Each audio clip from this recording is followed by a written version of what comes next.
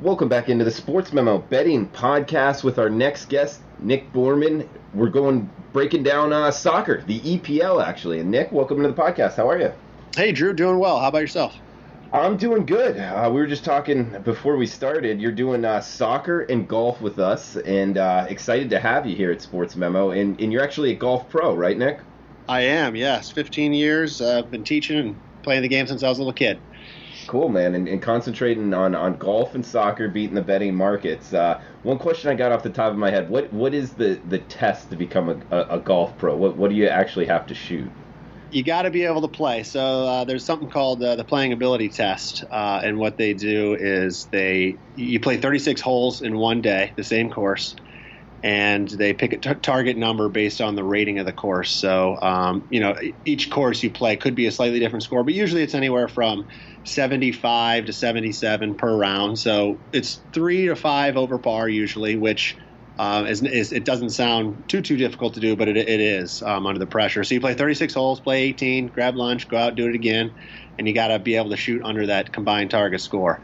If you can't do it, you can spend all the time you want on the bookwork and get in there, but until you pass that playing test, you will not get your PGA card. And so that would be what, under like 78?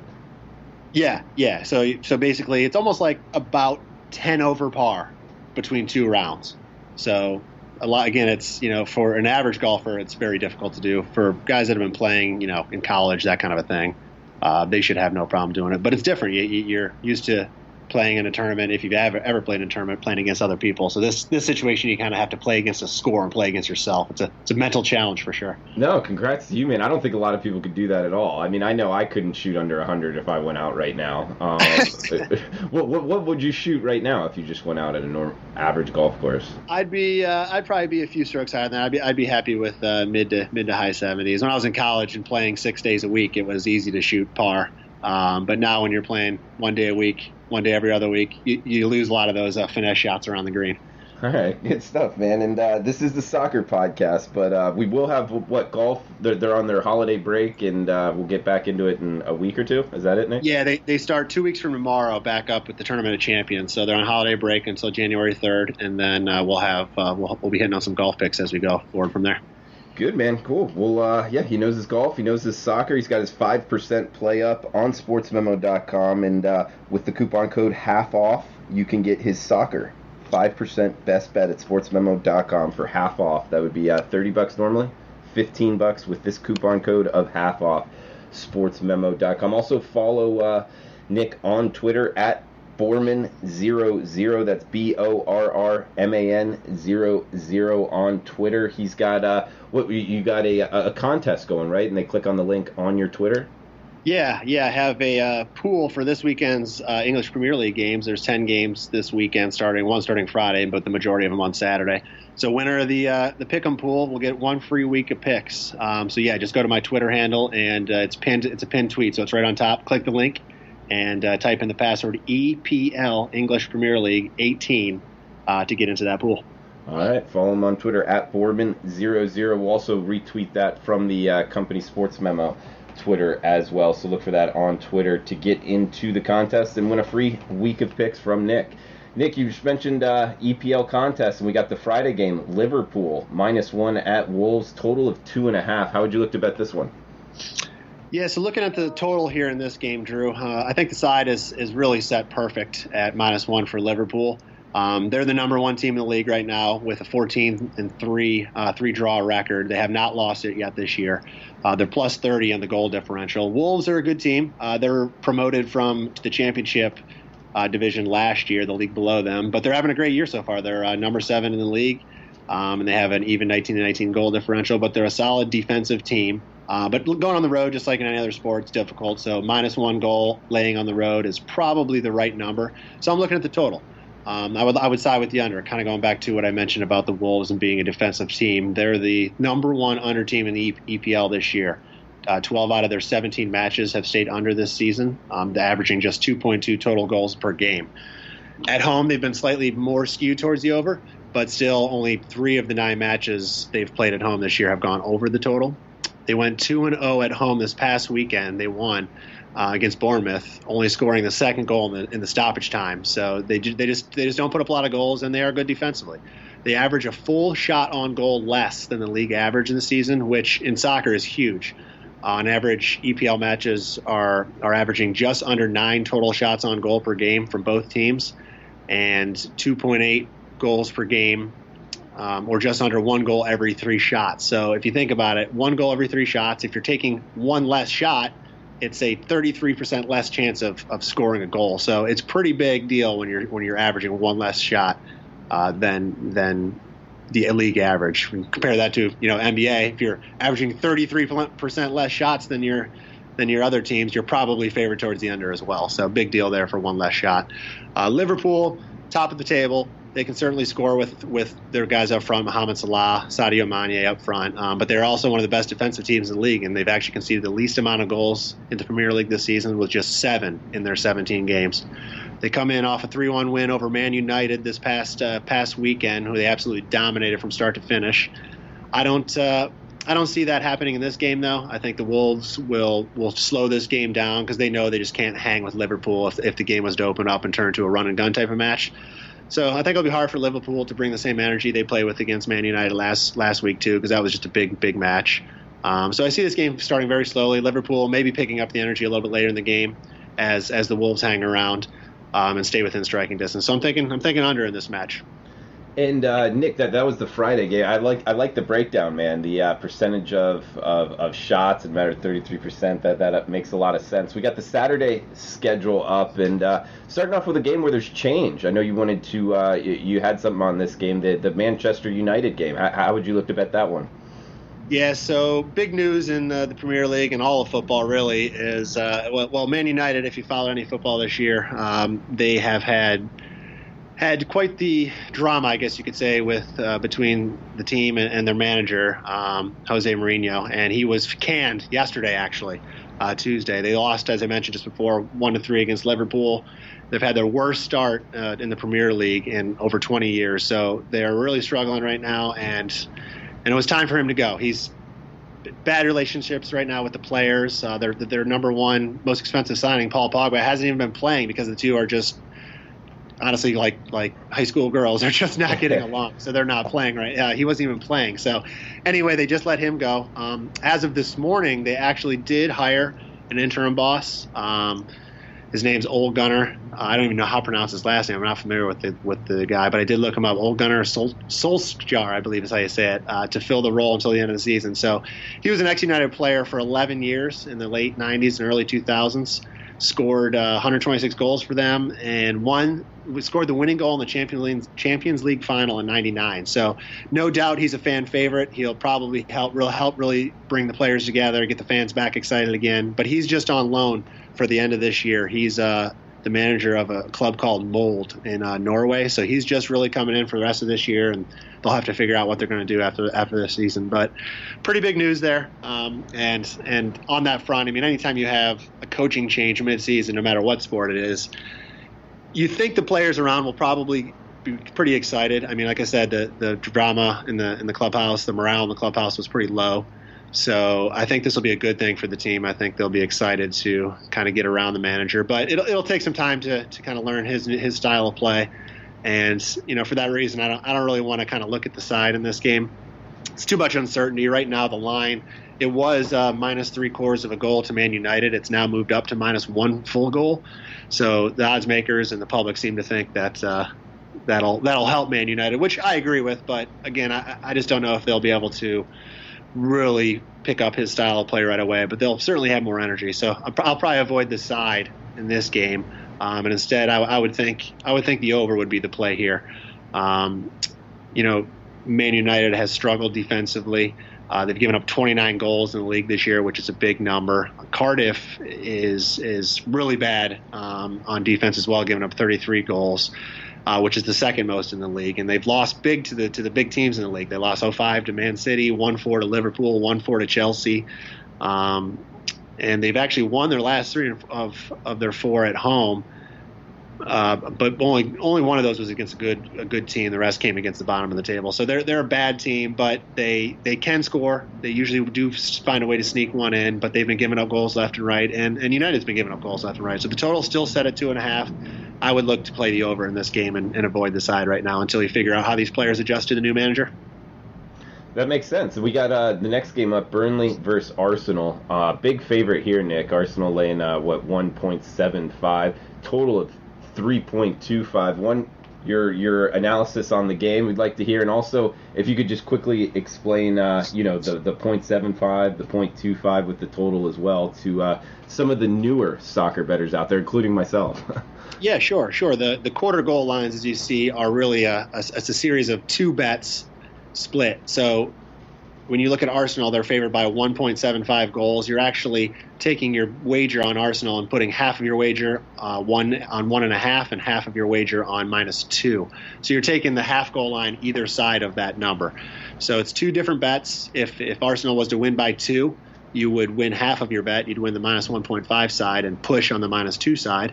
And it would take them to win by 3 to win the full bet, and then of course anything less than that you'd be losing. And Nick, just out of curiosity, so if you go into your account, at any offshore or in Vegas, and type in $100 on Arsenal -1.75, would it come back with 2 ticket slips?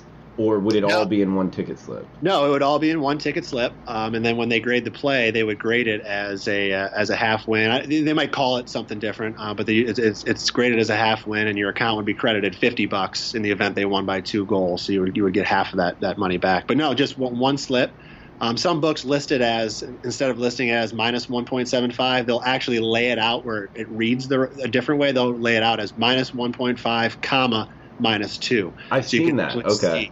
So you can actually see that it's 2 different bets, but no, it's still one ticket. And it's the same thing. So if it's comma and then the other one in -1.75, this actually means the same thing. Yep, exact same bet. Yep. Okay. All right. And the total's the same thing. You got 3.25 goals, so it's this split. The line is 3, 3.5 here. So you're trying to get at least 4 goals if you were betting the over to win the full ticket.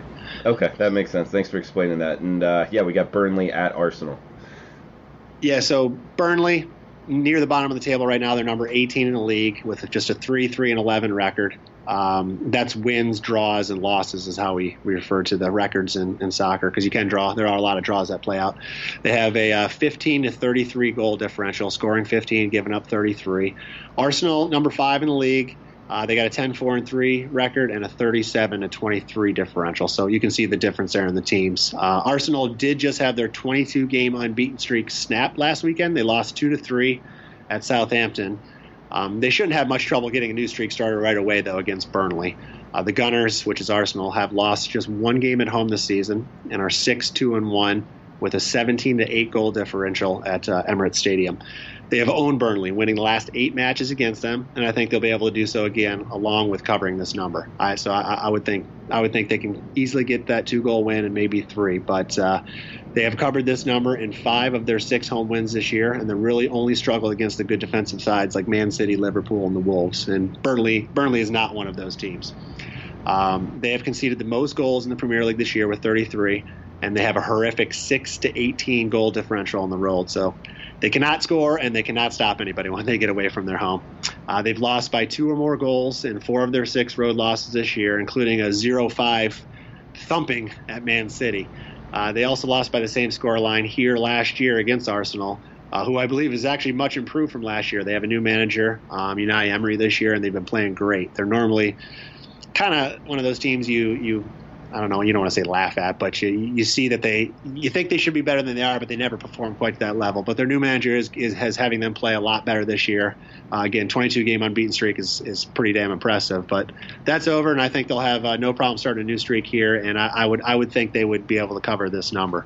If the line does move to -2, which I think it will as it gets closer to the game, the bonus of the half win goes away and loses a lot of the value. So at that point, you probably don't play it, but if it's still -1.75, I think it's worth a few bucks. And we're breaking down every game on the board in the EPL. We got 1 game on Friday, which we talked about, 8 games on Saturday, and 1 game on Sunday. Nick, is that a normal schedule for a weekend in the EPL? Yeah, usually sometimes the Friday game's avoided, but if there's a Friday game, it's only going to be one. And then Saturday's the heavy day. Sometimes it'll be 8 games, sometimes 7 games. And then, again, whether they had a Friday game, they'll have maybe 2 to 3 on Sunday. Occasionally there's a Monday game as well, but Saturday is the big day for sure. And what time are all of these, kickoffs? Or Games are well, at our time, so if you look at Eastern, we're 5 hours behind England. So you'll see what's nice about it is you can wake up early in the morning. They'll have a game at 7:30 a.m. our time, which is 12:30 over there. So kind of like our football, they're starting right at 1 o'clock for us. They're starting at 12:30 for the European fans. So it's 7:30 our time, and those games are usually aired on NBC or NBC MSN. So it's pretty good. You can catch those games out. Then the majority of them are at 10 o'clock, 10 a.m. here our time, which is 3 p.m. their time. So they do a lot of afternoon games, and then there'll be one later day game at 12:30. So by 2 in the afternoon, it's over. Games are over. So it's pretty neat to have a lot of this action during the morning and afternoon hours. So they don't do a night game in England? They do a night game in England on Friday night, Okay. and then they do one occasionally on Monday night, but even the night game there, if it's 7:30 or 8:30, you're talking about 2:30 or 3:30 our time. So it'll never be a night game here. Okay, we got Brighton at. We were going over Bournemouth. Is that correct, Nick? Yeah, Bournemouth. Bournemouth. Okay, and we got minus 0.5, total of 2.5. What do you got on the Brighton game? These two teams, they're pretty close in the standings. Brighton's number 13. Bournemouth is number 11. There's only 2 points separating them in the standings. So they're pretty even, but I would give the edge to the home side. Bournemouth, they started the year off great. They won 6 of their first 10 games, drawing 2, and they just had 2 losses in those first 10 games. They have since lost 6 of their last 7. However, 5 of those games were against the top 7 teams in the league, like Man City, Liverpool, Arsenal. They won their lone home game against a bottom half side, 2-1 against Huddersfield, and I see a similar result to that on Saturday. Minus the 3 losses at home against Liverpool, Arsenal, and Man United, they have been great at Vitality Stadium with 4 wins and 2 draws, scoring at least 2 goals in each match. They also won this matchup last year at home 2-1. Brighton, they lost their last 2 matches at home last week against Chelsea. Although they did cover the plus 1.25 spread, which I gave out as one of my free picks from last week's pod. And they lost at Burnley 2 weeks ago. Brighton has just 2 road wins this season, along with 1 draw, and they have 6 losses. Their 2 wins were against teams lower than them in the standings, Newcastle and Huddersfield, who are down there near the bottom. But they've otherwise struggled against the mid-table teams like Bournemouth. They lost 0-2 at Watford, 1-3 at Everton, along with some bad losses, as well as the previously mentioned Burnley loss, 1-2. They lost 1-2 at Cardiff as well. So they can't beat the mid teams. They can't beat the bottom teams. So they're just not a good road team this year. And I think they're going to struggle at Bournemouth. So I think that side, or the edge, goes to the home side here. All right, we got the Chelsea game up next. They're laying 1.5, total of 2.75 here, Nick. Yes, Leicester, champions of the Premier League just a couple of years ago, which was a surprise. They're nowhere near that level anymore. They're number 12 right now in the standings. Chelsea's number 4. There's 15 points separating the 2 teams. Chelsea's got 37, Leicester's got 22. So I'm looking at the total here in this game and leaning to the under. Leicester has had their last 8 league matches stay under this total, so that's a pretty impressive streak. They scored 1 goal or less in all but 1 of those games, including being held scoreless in their last 2. So after starting the year with 3 straight overs on the road, they've only had 1 of their last 6 matches go over this total. They are struggling to find the net right now, but they have still maintained good defense, conceding more than 1 goal just 1 time in their last 8 matches. So they're playing low-scoring games. They're not scoring, and they're still keeping up their defense. So obviously that points to the under. Chelsea, they've been a strong possession team all year. Thus, they're good at controlling the game and limiting their opponent's chances. They have the 2nd highest possession rate in the league, behind only Man City. Because of that, they've limited their opponent's chances on goal. They have the 3rd lowest goal attempts per game and the 3rd lowest shots on goal per game. So going back to that stat I said about giving up shots and shots on goal and how that can affect your chances, they're over a full shot less than the league average when it comes to giving up shots on goal. So again, think about it as a 33% chance less for any team playing them to have a chance to score. So they've given up only 7 goals at home this year, and they've kept 3 clean sheets, which clean sheets refers to shutouts, and actually 4 if you count one of their Europa League matches. Last year, these teams played to a scoreless draw at Stamford Bridge, which is Chelsea's home stadium. And I don't expect that necessarily to be the case this time, but I can easily see a 1-0 or 2-0 Chelsea win here. So clean sheets, that's slang in soccer for... Clean sheets, yep. Right. That's the goalies. That's what the goalies want. They want a clean sheet. So that is slang for a score, or keeping your opponent from scoring. Nice, I like it. All right, we got Southampton at Huddersfield next. This is a total of 2 and a pick'em price here. So would that be minus 110 each side here, Nick? Yeah, usually. I mean, even on a pick'em type of a line. So I would say on average, your quarter goal lines, your lines are going to move in quarter goals, right? Minus 0.25, minus a half, minus 0.75. They probably on average, each quarter goal is worth about 30 cents. So even at a pick'em price, you could see one side at minus 125 and the other side at plus 105. Okay. But it's just not quite big enough to lay that quarter of a goal. So you might lay a little on the juice. But I think this one is minus 115 right now to Huddersfield. So it's pretty close. But the two teams are very evenly matched. They're both down in the bottom 4 of the table. Southampton's number 17, Huddersfield number 19, and this is out of 20 teams that are in the Premier League. So they're both bottom of the table teams, and they're going to be battling the relegation really all year long. I mean, the goal of these two teams is obviously not to win the league. They're nowhere near that level, but it's to stay in the Premier League and not get relegated down to the Championship next year. So I think this game could honestly go either way. Southampton, they come into this game off a big 3-2 win against Arsenal, finally stopping that 22-game streak we were talking about before.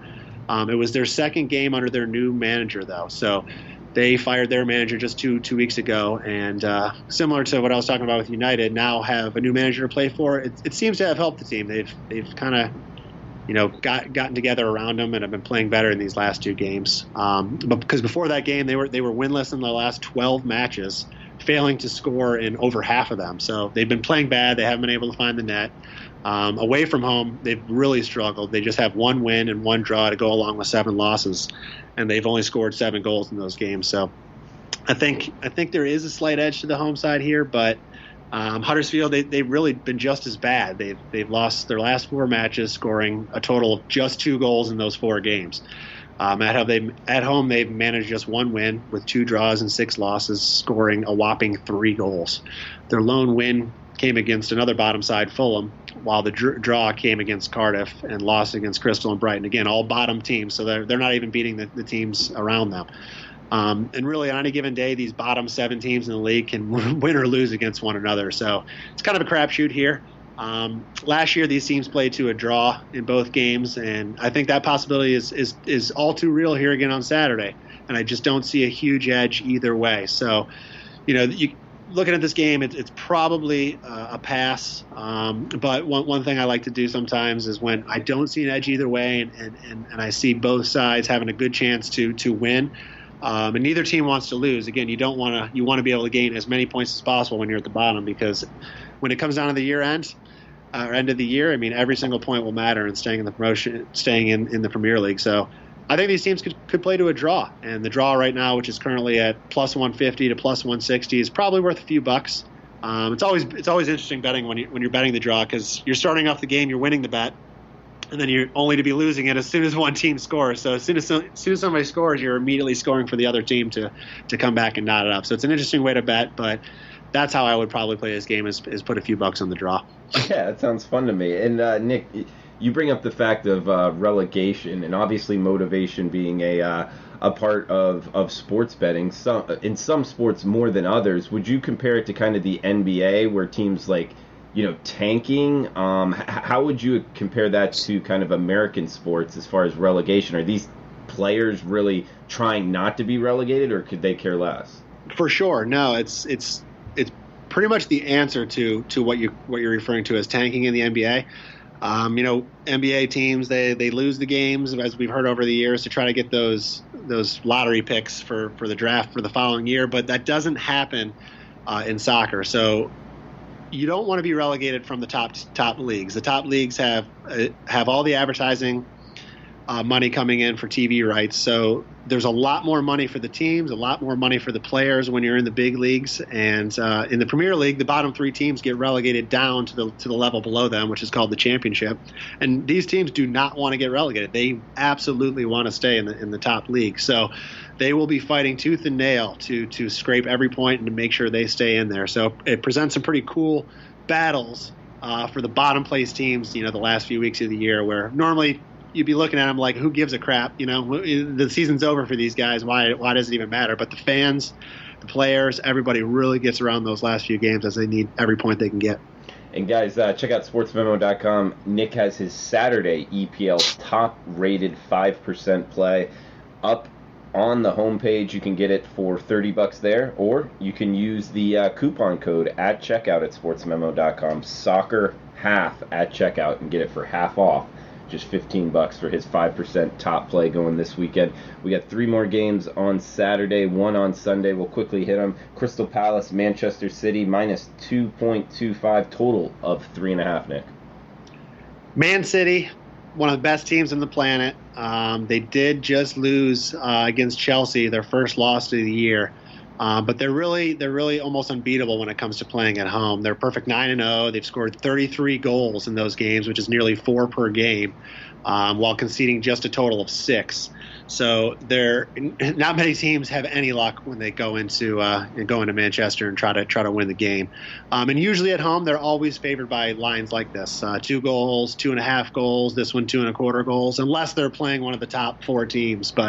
So this is not uncommon for them, and they've actually managed to do pretty well against the spreads. They're still 4-3, trying to cover lines as big as this. So they certainly have the firepower to be able to do so. And I think after that loss with Chelsea, I think they're going to come back motivated here. And I kind of feel bad for Crystal Palace to be the next one up, because I think they're going to come back. I think they're going to come out firing. I mean, they got guys: Sergio Aguero, Gabriel Jesus, Leroy Sané. I mean, the list goes on and on. It really is a Premier League all-star roster just on this team alone. So I think they'll be able to cover this number in this game. Crystal is they're just Crystal. They're down where they usually reside every year in the Premier League. They're struggling on the road.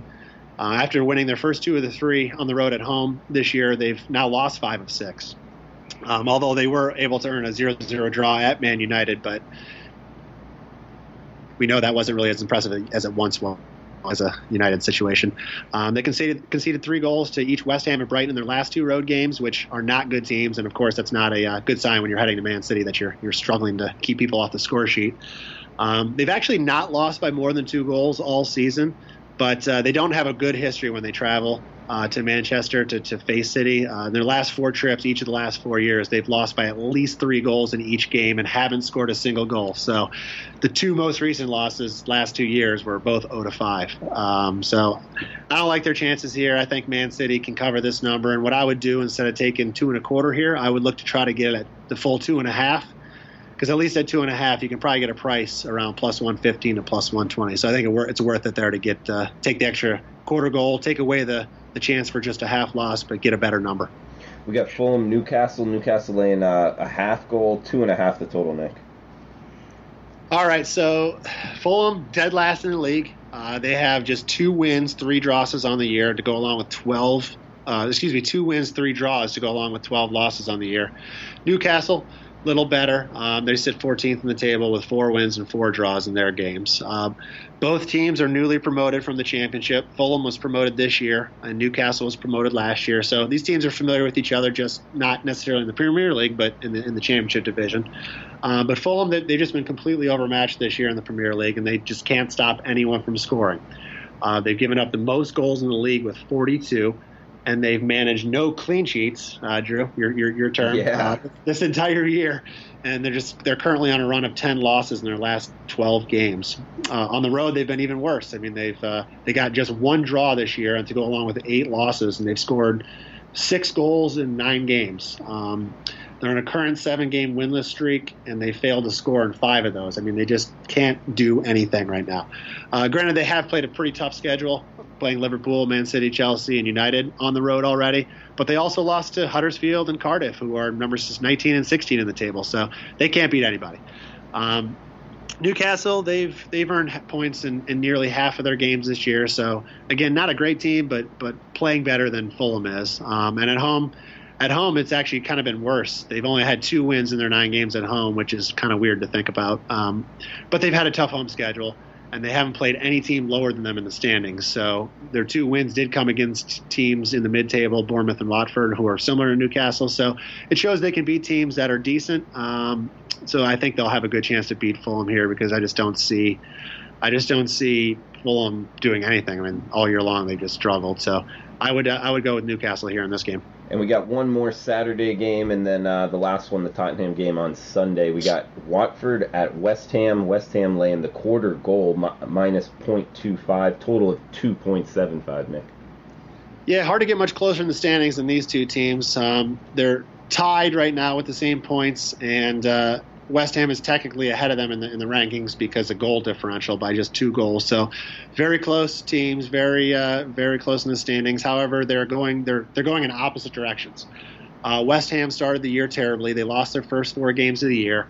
They scored 2 goals in those games and they conceded 10. But since then they've gone 7-3-3 with a 23-15 goal differential, and they've won their last 4 games coming into this match. So obviously turned it around, playing much better.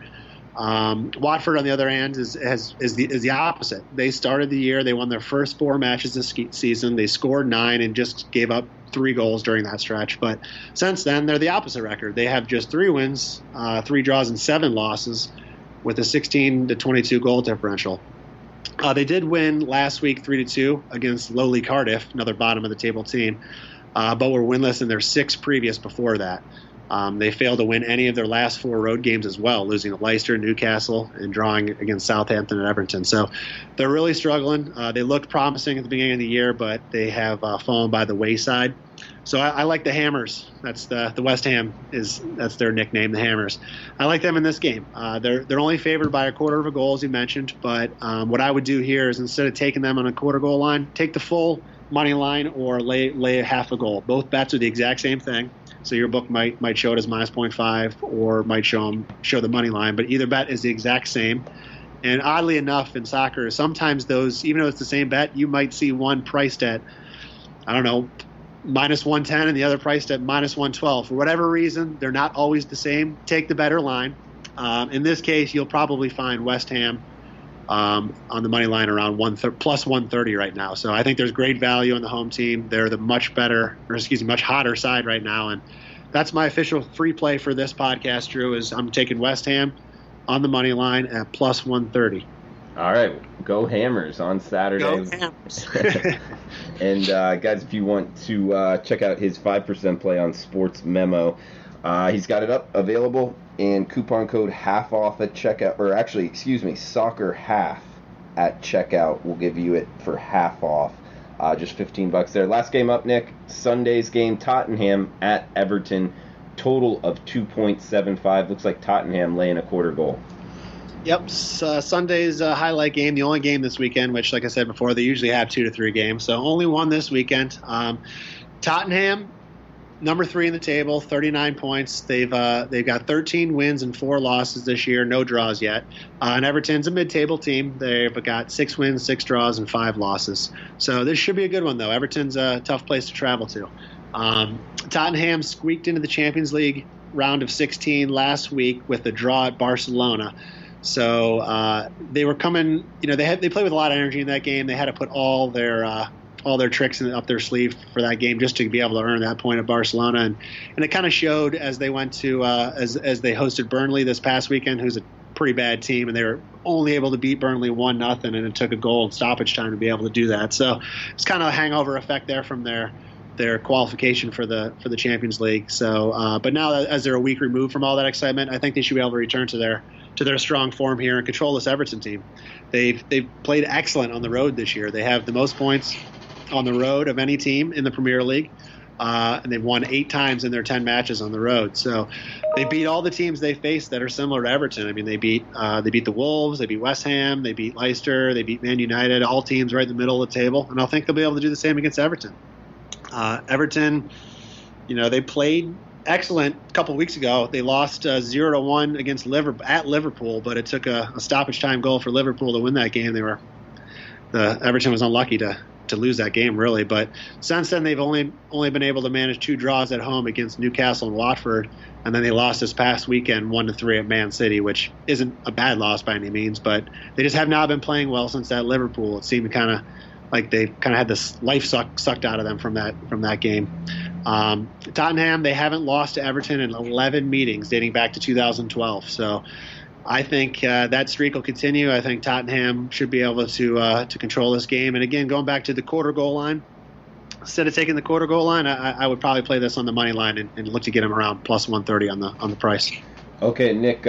Just to go back to your hammer pick, the top play for the podcast. I got my Bet Online account up. I'm wanting to join you here. I got 10 a.m. 10319 West Ham. Looks like I can take him pick, minus half at minus 102, or I can take him at plus 128. Okay, so the pick minus a half is that minus quarter goal line we were talking about, and the money line at plus 128 is the way I recommend to play this game. So if Watford wins or these teams draw, you're going to lose the bet on West. But if you played the quarter goal line, if they draw, you would only lose half of your bet because half of your bet is on the zero line. So you're taking away the chance of just a half a loss. And so you're either going to win or lose this bet. But I think the value is there at plus 130. I mean, it's a great return on 2 teams and trending in different directions. I mean, Hammers are hot. Watford is not. But it would still be correlated on the pick'em minus half, right? So say that again. It would still be. It's almost like the same bet, just safer to be pick'em or minus half, minus half. It's not quite the same bet. I mean, it's you have to win by a goal to win it. So winning wise, it is. The only difference is you can actually you could look at it as you're risking half of your bet to win your full bet, because if they draw, you're only losing half your bet. So going back to your $100 scenario, if these 2 teams draw and you bet $100 on West Ham minus a quarter, you're only going to lose $50. So it does present a unique ability to kind of mitigate your losses. Of course, if Watford wins, you're going to lose the full amount. So they are a little bit different. If they draw, when you bet the money line on West Ham, you're going to lose your full $100, but you're going to win 130. So I think the value is good enough to take them on the money line. All right, man. Anything else you want to throw out before we shut this down? I would say over the next 2 weeks, the Premier League, they play a lot of matches here in the next 2 weeks. Each team has 4 matches in the next 2 weeks. They always do this every year around the holidays. So everybody's going to play the day after Christmas, which is midweek, then the following weekend, then the following midweek, and the following weekend. So there'll be a ton of games on TV. I recommend everybody to look up your local lineup and see what time games are on, see what games are on, and tune in and check it out. There'll be a lot of games, a lot of good teams playing, and if you haven't been able to catch any soccer this year, this will be a good time to do it, as most people are off this time of year. All right, Nick, thanks for your time. Follow him on Twitter at Borman00. Remember that contest for the EPL this weekend. And guys, we'll be back tomorrow with the NFL Every Game on the Board podcast. Thanks for tuning in.